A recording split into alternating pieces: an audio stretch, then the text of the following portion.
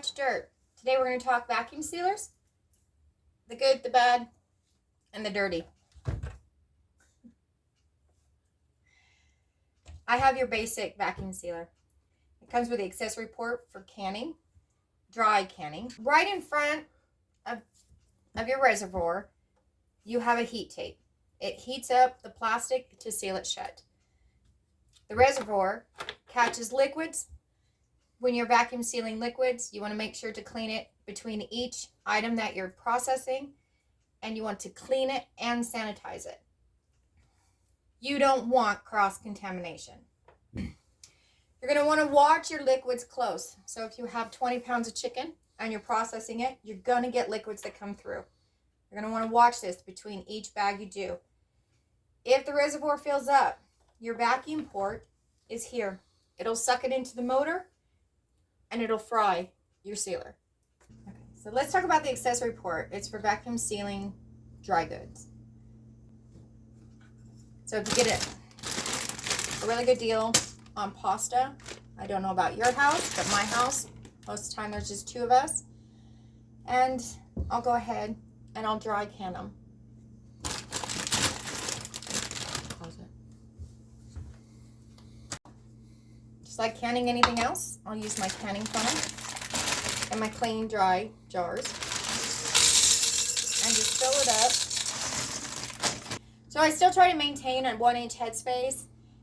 It's not necessary when dry canning, but that way, if it's on a shelf, I can see without having to move all the jars around to see how much is back there. You're going to use your canning lids.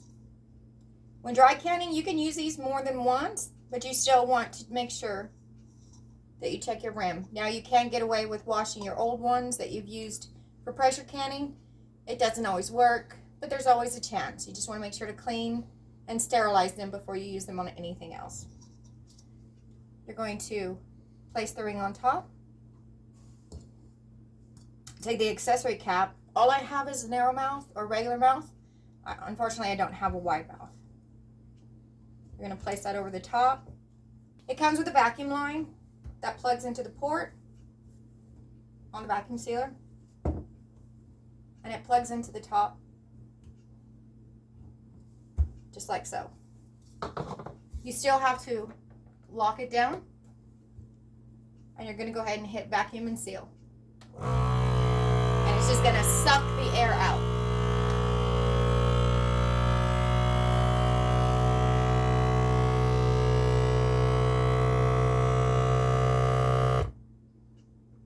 The vacuum sealer will still go through the process as though it's sealing a bag. Just one of the steps. Once your seal is done, go ahead and unlock it. You'll hear the vacuum release.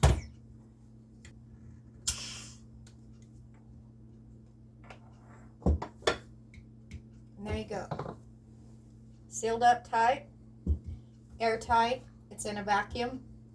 Now sometimes they can release. It's just like checking anything else. But with my dry goods, this is the way and the only way I store anything with the rings on them. If storing goods just on the counter for everyday use, your lid's not going to have a seal on it.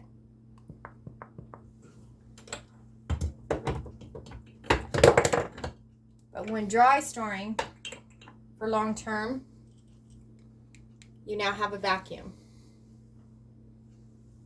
It's completely sealed. The lid won't move. The lid won't move.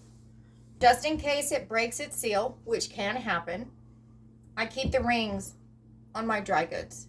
Only dry goods, nothing that's been pressure canned or water bath canned.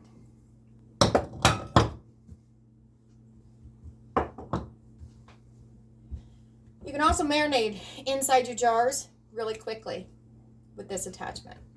You can also do quick pickles in it. So we've covered the accessory port. Let's move on to our storage bags. Storage bags come in two different varieties. You can get them pre-made. This is a medium size. They have large and they have small bags. They also come in rolls. I prefer the rolls because you can adjust the bag size to whatever item that you're going to be sealing.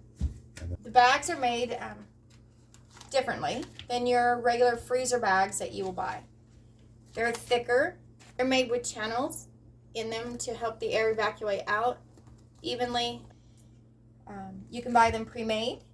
They come in small sizes, medium sizes, and large sizes. I prefer the rolls. That means that you can make the bag whichever size you need to. So whether it's the side of a deer or 2 chicken legs or anything in between, you can make the bag whatever size you need. So let's make a bag. You want, or at least I choose to, at least have an inch of space between where my heat bar is and the end of the bag. You want to make sure it's square in there. Close your lid, lock it down, and just hit the seal button. And it's going to heat up in there and go across and come back, and it should make a perfect seal.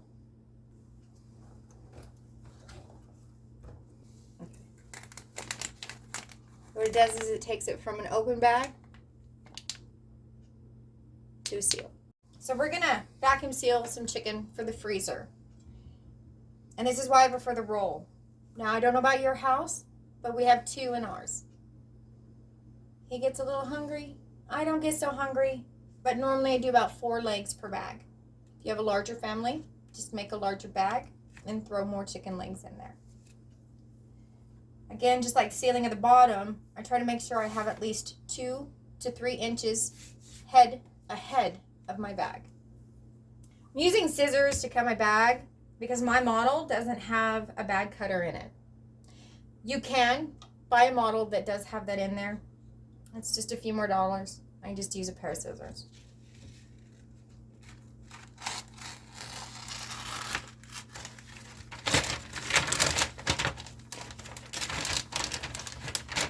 Like I stated, I tend to use 4 chicken legs.